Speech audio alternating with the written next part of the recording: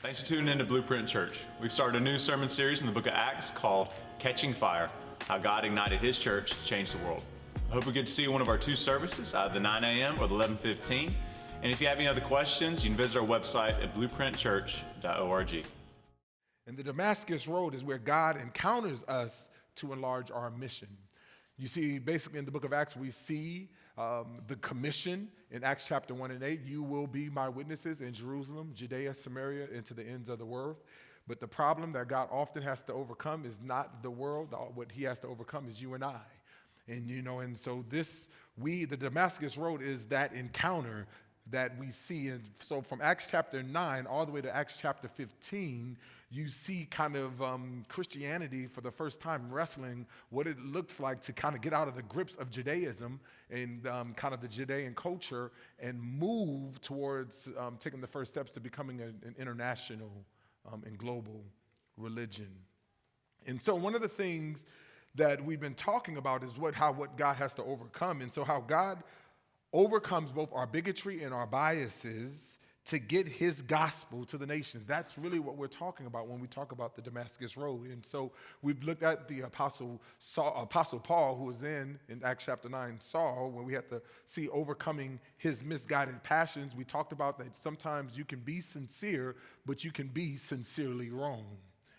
The other thing that we talked about is overcoming our narrow-minded ignorance. And last week we looked at Peter and Peter and Cornelius and the ignorance that he had to come. And oftentimes you saw kind of the vision in God's interacting and God initiating, taking his gospel to the nation. So this is this kind of preparation that he has. And so he had to overcome misguided passions, overcome our narrow-minded. And today we're going to talk about overcoming our cultural barriers.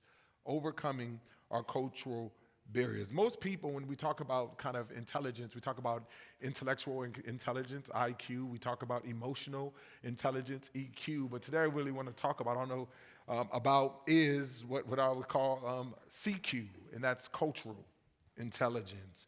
Cultural intelligence. And so when we talk about culture, the thing that we've got to begin to ask is, what is culture?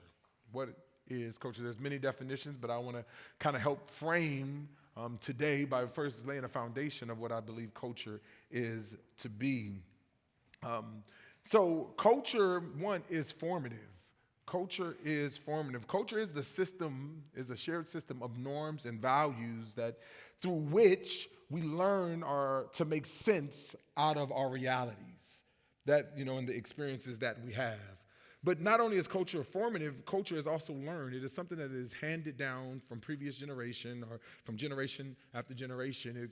Culture comes through kind of what we call socialization, which is the process of social interaction and communication in which the individual comes to learn and to internalize culture, the culture of their society or the culture of their group.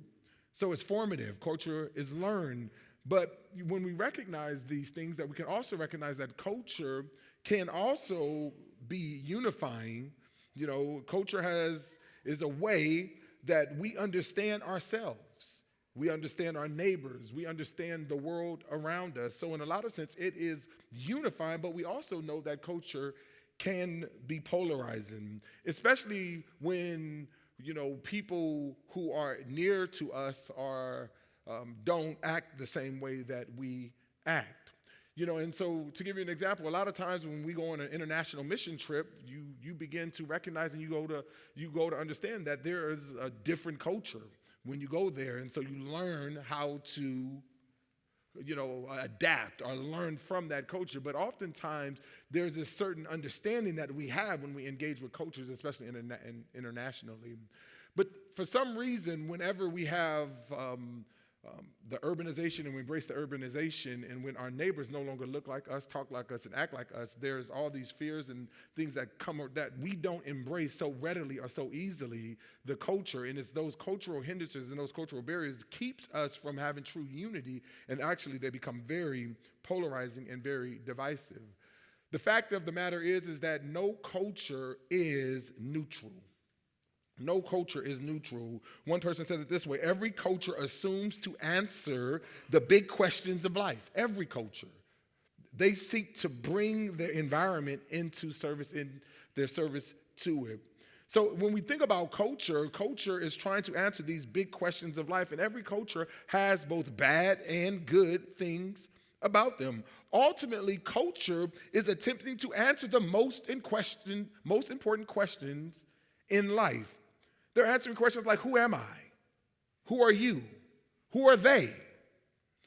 They're asking questions like, why are we here? Where do I belong? What are the most important things in life? What's wrong with the world? And how can I make them right? You know, Christians have been wrestling with this idea of culture. And like Peter Drucker said, when it comes to this tension of culture, Peter Drucker is the famous businessman. He said, culture eats strategy for lunch. Culture eats strategy for lunch. You see, there was a great strategy that God had to reach the nations, but the culture was a hindrance to doing what God had called his disciples to do. And so this has been a struggle from the very beginning. Christians have wrestled with this idea of culture. There's a famous theologian, Richard Neighbor, who wrote a famous book that many people, when it comes to engaging culture, uses. And Richard Neighbor wrote this book called Christ and Culture, and he gives us 5 different relationships that a Christian has when engaging or interacting with culture. These 5, I just really want to briefly list them out, these are kind of the ways in which we engage. The first one, the first 2 are kind of the polarizing, or the 2 kind of ones that are diametrically opposed to one another. The first one is Christ against culture. Christ against culture. And this is where we believe that the belief is that Christians opposes all culture as worldly. All culture is worldly. You ever seen that movie, Waterboy? You know, he's talking about football. The foosball's of the devil, right? It's kind of everything. All culture is bad. It is negative, right? And so that's one end. But the other end is this kind of Christ of culture. And this is where Christians find their relationship fundamentally compatible with culture around them. That it's not bad, but it's just kind of all things are kind of acceptable, right? And so you have these 2 extremes that are both kind of the bookends of kind of neighbors' arguments. The other 3 are 3 that go in between those first 2. So you have Christ against culture, Christ of culture. The third one is Christ above culture.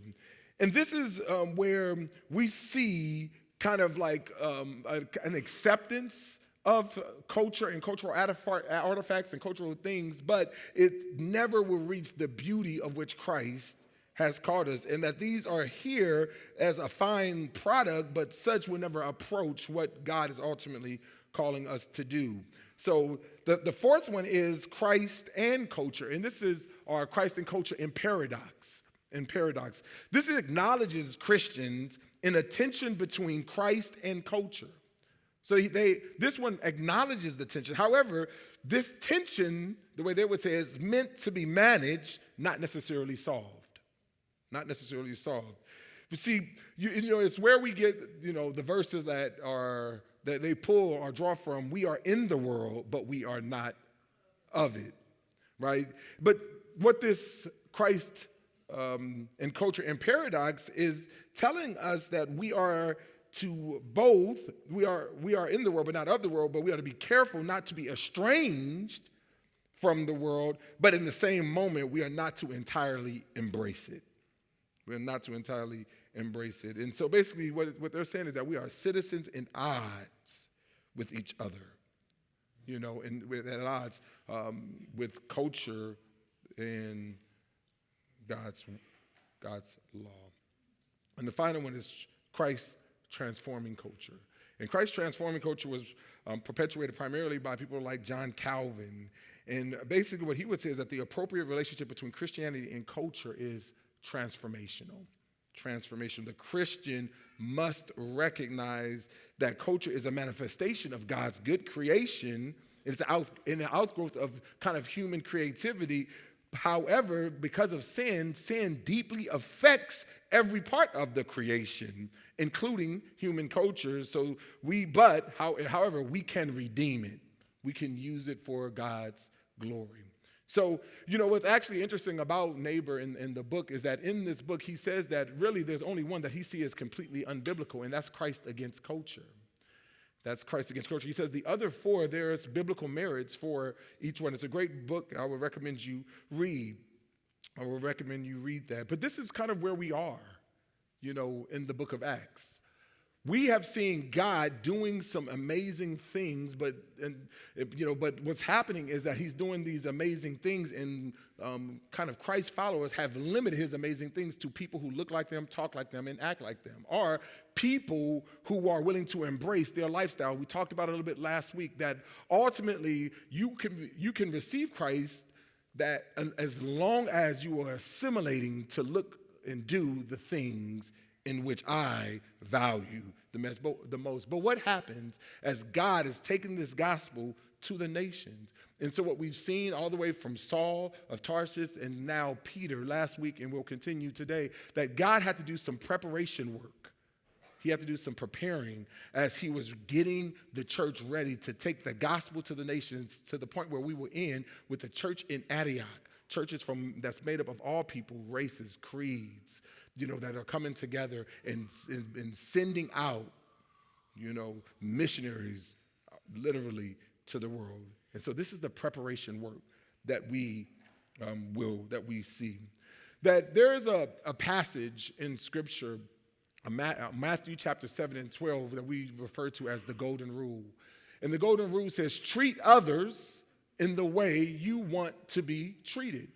And so in there, basically, we see some of these principles taking place right here in this passage that we're going to look at today. And from that passage, I've made an acronym, and the acronym is REP, R-E-P. And this is how we're going to frame the talk today that I feel like we bring from the text.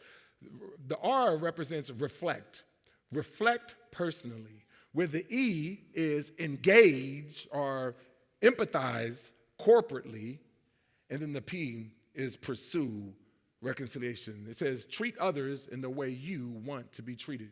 So in order for me to treat others, I have to first know how I want to be treated. I need to reflect. But I also need to know, because of my own ability to navigate my heart, I can be more empathetic to those, but in that we will pursue what the passage says, to the narrow road. And so the first point today that we'll see in the text is reflect personally. Reflect personally. If we're going to be more culturally intelligent and stop allowing our cultural barriers to hinder us in the same way that it hindered Peter, we have to first reflect personally. Tim Keller says it this way: cultural intelligence requires that we have a deep understanding of our own culture and how it shapes us. To give us a little background, let's kind of reread some of the stuff that we read last week in verses 9, and then we'll kind of give us a little background before we jump into our text today, 17 through 33. It says this: the next day, as they were traveling and nearing the city, Peter went up to pray on the roof about noon. He became hungry and wanted to eat, but while they were preparing something, he fell into a trance. He saw heaven open and an object that resembled a large sheet coming down, being lowered by its four corners to the earth. In it were all the four-footed animals and reptiles of the earth and the birds of the sky, and a voice said to him, "Get up, Peter, kill and eat." Peter said, "No, Lord, for I have never eaten anything impure or ritually unclean." Again, a second time, the voice said to him, "What God has made clean, do not call impure." This happened 3 times, and suddenly the object was taken up into the heaven. So to give you a little background, again, what was going on last week, we were introduced to both Cornelius and Peter. Cornelius is been encountered by God in the place that I've lost. But he is encountered by God. in that place. And in the same way, it talks about the next day, while this was happening, Paul or Peter is also being encountered. And so as they are being encountered through these visions, you come to this account where Peter became hungry, he's praying, and God encounters him in a dream. The question is, why did God encounter him? Because I really believe he encounters him because he is preparing him for a work to take the gospel to the nations, that without this preparation or the work that happened before, Peter would be unwilling to engage in what's about to take place. So God had to do some tilling of the soil before the seed was planted. So right after this dream, right after God tells Peter to eat, and Peter's like, no, he tells him to eat, 3 times this happens, Peter, the verse tells us in verse 17, it says, while Peter was deeply perplexed about what the vision he had seen might mean, right away men who had been sent by Cornelius, having asked direction to Simon's house, stood at the gate. They called out, asking if Simon, who was also named Peter, was lodging there. Verse 19, while Peter was thinking about the vision, the Spirit told him, 3 men are here looking for you. Get up, go downstairs, and go with them with no doubts at all, because I have sent them. I have sent them. The first thing that we got to understand if we're going to be culturally intelligent and overcome these cultural barriers is that we got to understand the idea of reflecting personally. That both in this text, in the midst of what's going on, we see in verse 17 where it says Peter was deeply perplexed. He was deeply perplexed. That word deeply perplexed, basically, some of your translations may say that he was puzzled. He was puzzled over it. He was greatly confused. That there was tension that was going on in Peter. You know how it is that God gave him this vision and this encounter, but it didn't line up with his cultural expression of what God was calling him. And so he was confused. He had this tension that was in him. You see, Peter was a man of conviction, and he was firm on his conviction. But you see, one of the biggest barriers that God had to do in order to prepare him was to see the ability to differentiate between what is cultural and what is Christian. You see, there were some cultural assumptions that Peter made, and what made him perplexed. And some of those assumptions that he had to do with some of, what Peter, one was Peter's history, right? If you look at that, the verse that was one of the barriers, it says, I have never eaten. See, one of the things that God understood that he had to first overcome is that this was the first time Peter was ever confronted with the idea that all things that God has made are clean. You see, he wasn't raised that way.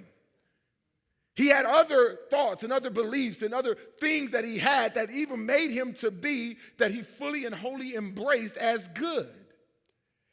And so this was something that he says that I have never eaten anything. So his history, God had to prepare him to overcome. But not only his history, there was an heritage that he had to overcome. He says again, I have never eaten anything, what? Impure or ritually unclean. The question becomes is, where did he get that from? Where did he get the fact that the food was ritually unclean? And we're going to see later as God begins to understand, and I really think Peter understood to some degree what was going on, because it was food that was the primary separator that caused divisions between cultures and between that made the Jew and the Gentile distinction. You see, but one of the things that Peter needs to understand, or he did understand, was something that James Hunter talked about in his book, Before the Shooting Begins. Talks about the political strife and the tension that America brings. He says, before the shooting begins, he says, cultural norms and values are interpreted as commanding truths, so deeply embedded in our consciousness and in the habits of our lives that to question them is to question reality itself.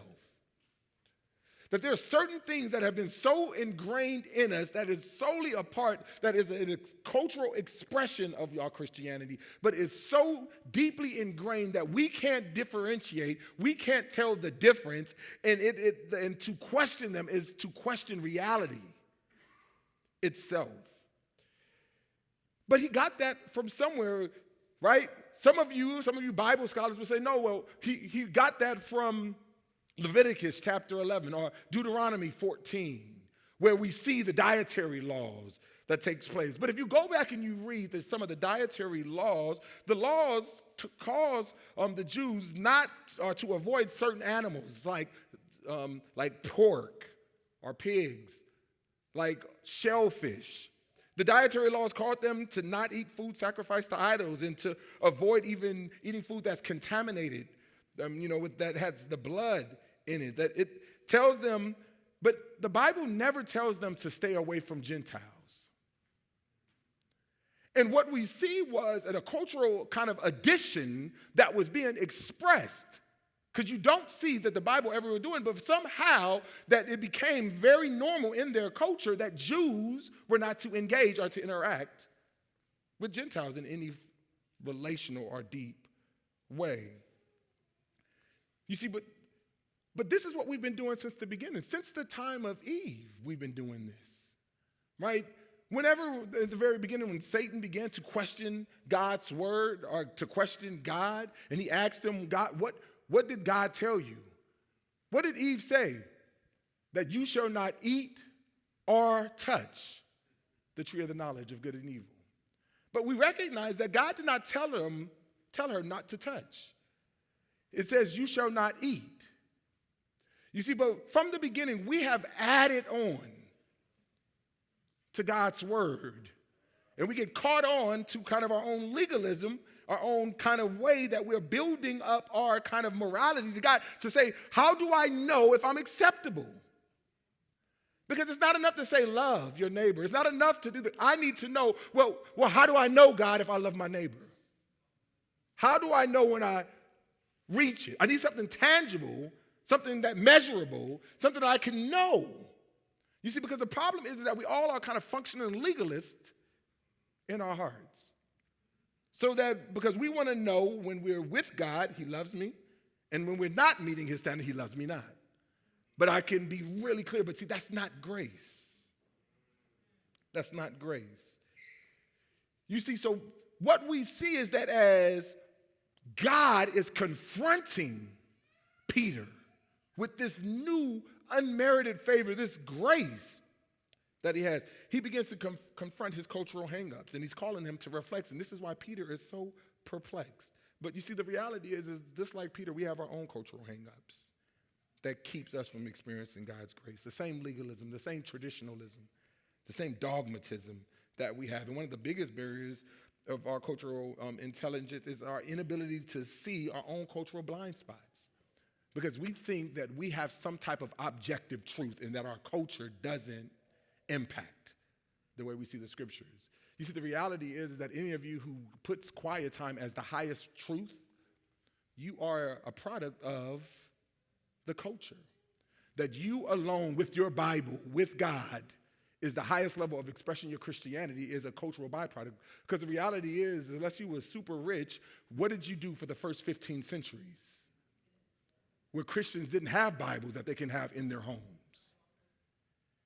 You see, there's a certain reality that we recognize that is a cultural, but you see, for many of us that our Christianity is built on the reality that me alone with God, with the Bible, is the highest level of truth that we can have. You see, when people begin to shape and to challenge some of those things, we start recognizing that there is a cultural Christianity that is an expression of Christianity, but it's not the same thing as being Christian. You know, we see this, and there's so many other things that we can talk about. You know, I mean, just growing up, since I've been a Christian, you growing up in the church, you know, there's many times you go to the white church and you hear the worship leader in the white church, and it seems like anytime when they want it to be real spiritual, they get real somber and they talk really low, and right? That's where they know that they're really connecting with God. But then you go to the black church, and it's like, hallelujah. I mean, you get like louder to know that I'm really connecting. Is that cultural expression or is that Christ calling us? But if you go to these churches, you see this reality taking place, that it's more that we've embraced a cultural expression that ultimately becomes a hindrance to what God is calling us to be. And this is why I said last week that beware of dying on the hill of things that are culturally acceptable but not theologically mandated, especially when it's missiologically crippling. When it hinders us from taking the gospel to the nations, we need to be aware. We need to be aware of those things. And so this is why Peter is deeply perplexed. And he's called him to reflect personally, wrestle with this reality. But not only does he need to reflect personally, he also needs to empathize corporately. Tim Keller also says it this way. He says, cultural intelligence requires us to immerse ourselves in a culture, coming to love and seeking to understand its members as much as possible. As much as possible. We go on in the verse 21. It says this, then Peter went down to the men and said, here I am, the one you are looking for. What is the reason you're here? They said, Cornelius, a centurion, an upright and God-fearing man who has a good reputation with the whole Jewish community, was divinely directed by a holy angel to call you to his house and to hear a message from you. Then Peter then invited them in and gave them lodging. You got to understand that all the cultural check engine lights were just going on right now in Peter. That he is just going in and he hears this what God is calling him or what these people are presenting to him. And just like we did last week, first you got Cornelius, which was kind of the modeled person from Caesarea, that he was from Caesarea, right, which was kind of the place that was the birthplace of kind of the oppression of the Roman Empire. He was a centurion, which was a soldier, but he was an upright and God-fearing man who had favor and a good reputation amongst the Jews. So there all these things that there's the problems that Peter must have been having was going on, was taking place. But what I love about it is Peter's engagement with them. And then you see kind of his ability to empathize corporately with the people. And there's a few things that we said that we can look at with Peter about becoming culturally empathetic. Becoming culturally empathetic. The number one thing that we see, or the first thing that we see, is if we're going to be culturally empathetic, we got to eliminate ulterior motives.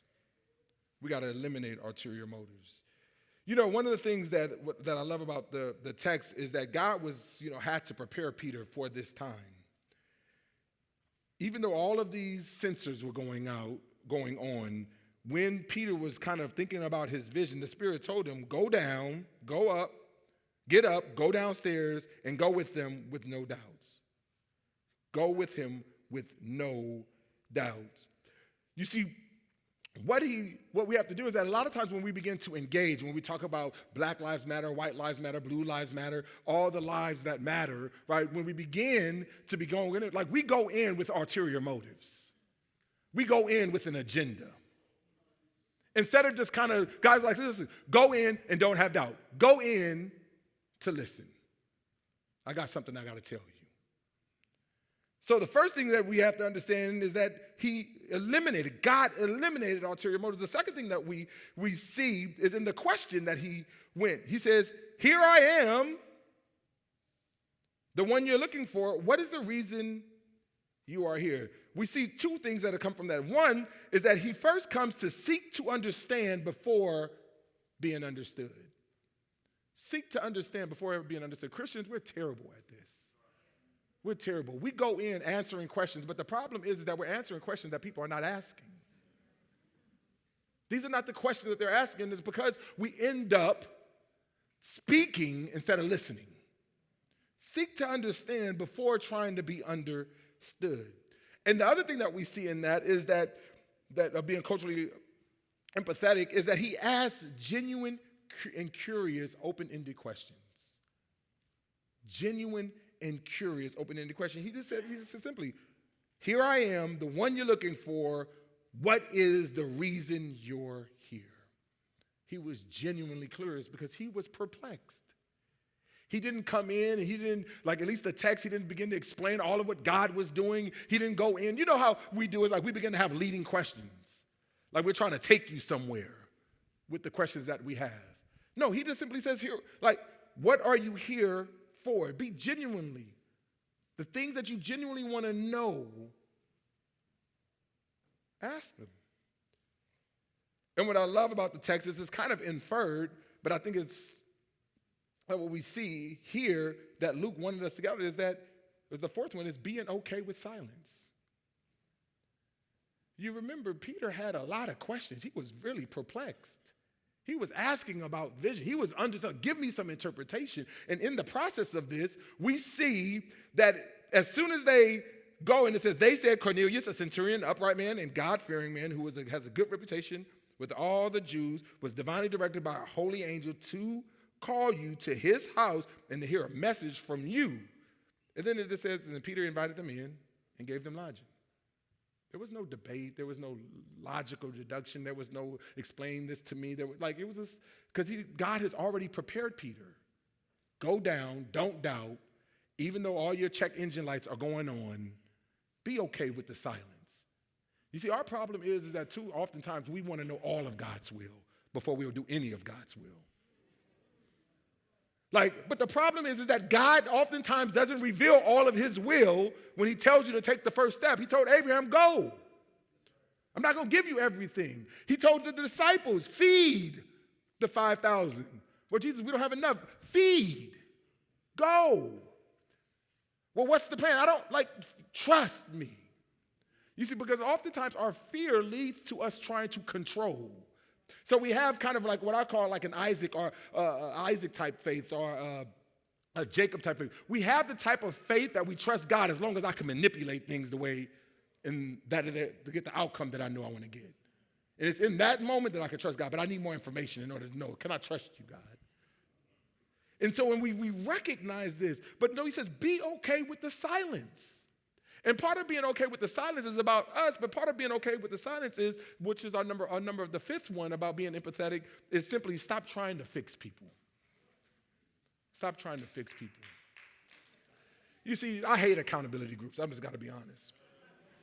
Because in accountability groups, what ends up happening is the first person who's real, then the next thing that happens is that anybody else who were kind of fake come in, they begin to do all the fixing. And now the next 30 minutes is no longer about sharing and being honest. It's about fixing the person who was the only one who was being honest about the problem that was going on. And what I love about this text is, again, there was no fixing. There's all these cultural things. This is a man who just said, Gentiles are impure. And now you're telling me to come in and to eat and to do and have this close relationship? There was no fixing going on. Again, we don't know what was all said that night, but I know Luke didn't want us to know if there was. He just left it. And that leads us to the third point. Basically, is like when we talk about the reflect personally, empathize corporately, but we also need to pursue reconciliation. Again, Tim Keller says it this way: cultural intelligence requires a heart shaped by the gospel, a heart secure enough that we are liberated from our own cultural idolatries and from the need for the approval of the new culture. We must also have a humility to respect and learn from others who hold very different views. Very different views. Verse 23 picks up this way. It says, the next day he got up, referring to Peter, and set out with them. And some of the brothers from Joppa went with him. The following day, he entered Caesarea. Now Cornelius was expecting them and had called together his relatives and close friends. When Peter entered, Cornelius met him, fell at his feet, and worshiped him. But Peter lifted him up and said, stand up. I myself am also a man. While talking with him, he went and found a large gathering of people. Peter said to him, "You know it's forbidden for a Jewish man to associate with a visitor or a foreigner, but God has shown me that I must not call any person impure or unclean. That's why I came without any objection when I was sent for. So may I ask you, why you sent for me?" Cornelius replied, 4 days ago at this hour, at 3 p.m, I was praying in my house. Just then, a man in dazzling clothing stood before me and said, "Cornelius, your prayer has been heard. Your acts of charity have been remembered in God's sight. Therefore, send someone to Joppa and invite Simon here, who is also named Peter. He is lodging in Simon the tanner's house by the sea." So I immediately sent for you, and it was good of you to come. Now, we are all in the presence of God to hear everything you have been commanded by the Lord. What I love about this passage is that, if you took a cursory glance of it and you didn't kind of stop to read it, you would miss out with God's activity.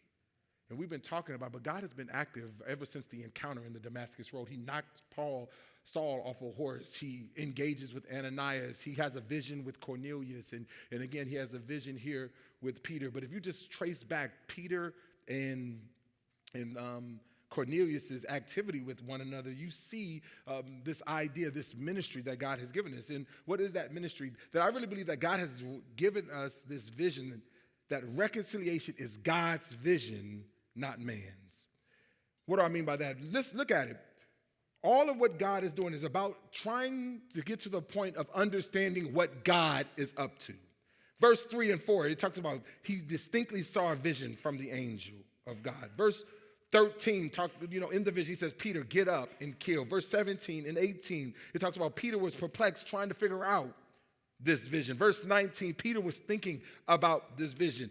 The Spirit told him to get up to go, and to go with no doubts, right? We see in verse 22, Cornelius was divinely directed by a holy angel. Verse 28, God has shown me that we must not call any impure person impure or unclean. Then verse 30, a man is with dazzling clothes stood before me and said in this vision. And now in verse 33, so now we are in the presence of God to hear everything you have been commanded by the Lord. God has been active in bringing about it. You see, 2 Corinthians tells us is that vision is God, is something that comes from God.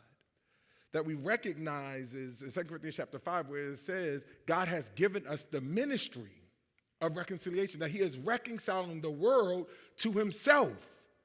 And he has given us this ministry that we recognize that. So when the first thing that we understand is that the vision is born and birthed out of God, not man. You see, many of us, we've read and probably have read the King James Version. I think we have a misapplication of Proverbs 29:18. In Proverbs 29:18, it says, where there is no vision, what? The people perish. Where there is no vision. So the reality, the thought is oftentimes is when we think about vision, we think about something that is birthed or born from within us. Something that we have to come up with. You see, but I believe some of the later translations are a better translation of it, and it's a more appropriate translation, like what we see in Proverbs 29:18 from the CSB, for instance. It says, without revelation, the people run wild. You see, when we recognize the difference between vision, as vision in our mind is something that is birthed from within us, but revelation is something that is revealed to us. And basically what we've seen is that God has been trying to reveal something to Saul, to Peter, to Cornelius, but that the cultural hindrances was hindering them from getting it. They had cultural barriers. So there was things that God had to do to overcome these. But when we recognize that vision is birthed from God and is revealed to us, and that the worst thing is to return to what happened in Judges, where there was no king in Israel and everyone did what was right in their own mind. That we see nothing but death and destruction taking place. But that's the American dream, right? When I can be the captain of my own soul. When I don't have a boss. When I can lead. When I can be. God tells us that's dangerous. So he tells us, this is the vision. I'm revealing this. But so we question, when we begin to ask about this, and we see in the text, but what about reconciliation? Well, we know that it's God's visions, not man's, but we also know that reconciliation is active, not passive. It's active, not passive. You see, throughout this time, there was an active thing that even though God was at work, there was an active responsibility that Peter, that Saul, that people had that was going to carry out. And this is why when we get back to the core philosophy, we say the gospel changes people. But then God uses people to change the world. Yes, he could. Yes, we see even in this, he could change people through visions. He could change people through a lot of things. But he sovereignly decides to use people to be conduits of his grace. And there takes a certain activity. You see, many of us, when we talk about the tensions that are faced in our evangelicalism, with the tensions that are faced with our society, with urban and urbanization, many of us are more susceptible to the sin of passive disobedience. We just kind of cover our face and hope that it would just go away. But we recognize that in order to take the gospel to the nations, that this is not going to come through passive disobedience, but it's going to come through an active and an intentional thing that oftentimes is not the path of least resistance, but it's us taking on responsibility, which leads us to the third one, that if we're really going to have true reconciliation, if we're really going to understand is that we must understand that it is both relational and confrontational. What I love about this text and this passage is that as soon as Peter meets him, Cornelius begins to worship him. What does Peter do? Peter says, "Get up. I'm a man just like you. This is not a godly way to do." He told him, you see, Peter understood that there are certain things that were biblical principles that he knew, and he knew that you shall not worship any other God except the Lord our God.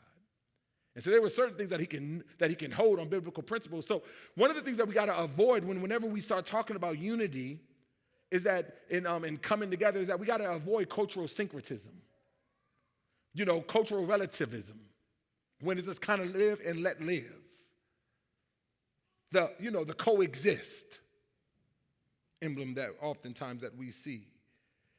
But in here, as God is trying to get them to overcome their own cultural barriers, the way God does it is that he digs deep relationally. He encounters them relationally, but he also does it confrontationally as well.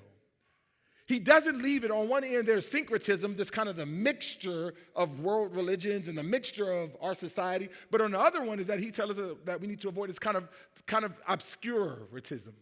And that's when we just kind of make the gospel so obscure that it really has no real principles. And then everything kind of goes because there's no real truth. But what I love about this passage is that this passage is in verse 33, it says, Cornelius is like, so we now are all in the presence of God to hear everything you have been commanded. Let's get clarity. Let's get clarity. You see, but it's these things that constantly keeps us from overcoming our cultural barriers and getting the ability to take the gospel to the nations. And these cultural barriers are hindering us. And these barriers are similar to like boulders that we have on the street or on the highway. And if you wanted to get rid of a boulder, like this massive boulder that we have, the first thing that you want to do if you really want to get rid of the boulder is that you have to drill a small shaft down into the center of the rock. And as you build this small shaft into the center of the rock, which is kind of this idea of relational, getting to know the depth, then after you do that, you put explosives down into the shaft, into the core of the stone, and then you detonate it, and you blow up the rock, this boulder. You see, the reality is that if you drill the shaft but never ignite the blast, if you're all relational but not confrontational, you obviously will never move the boulder. But the same is true that if you only blast and fail to drill, You're putting explosives directly against, by putting the explosive directly against the surface of the rock, you simply shear off the face of the rock or the boulder, but the boulder is still there. You see, all drilling and no blasting, or all blasting and no drilling leads to failure. But if you are to really take on and overcome our cultural barriers, that we have to get close and intimate with them, but we have to call sin, sin. You see, there's a reality that whenever we put cultures together, doesn't mean cultural relativism, but there are certain things that is wrong. That is sin.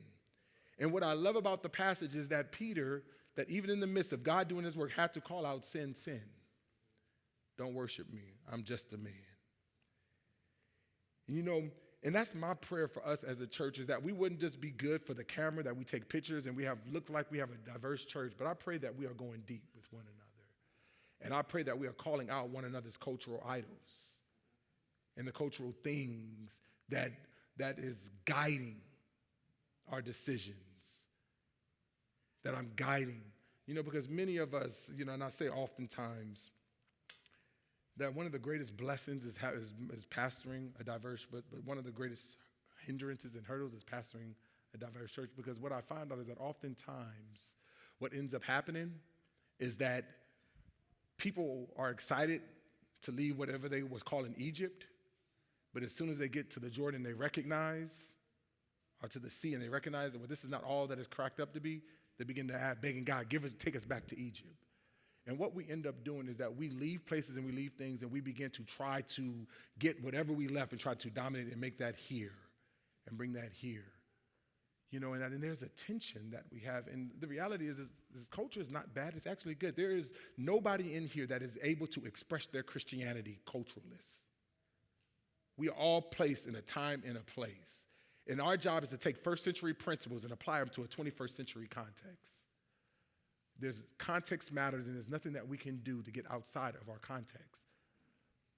But we also got to recognize that our view and our cultural expression of that is both beautiful, but it's also broken. And this is why God gives us the body of Christ. But unless we are willing to go both intimate, relational, but at the same time confrontational, what we end up getting is a truncated version of the gospel. A truncated version. And so there's beauty in what God is doing with bringing the urban context, where we now have density and diversity, that we can no longer, you know, I think, easily have churches that don't just look like us, talk like us, act like us. But God is shaking things up and forcing us to deal with the truth and the reality of our own cultural idols and our own cultural barriers that's hindering the gospel from going to the nations. We hope this message encouraged you today. To support our ministry through giving or to stay up to date with what's going on at Blueprint Church, you can visit our website at blueprintchurch.org. You can also follow us on social media at Blueprint Church. Thanks, everyone. Grace and peace.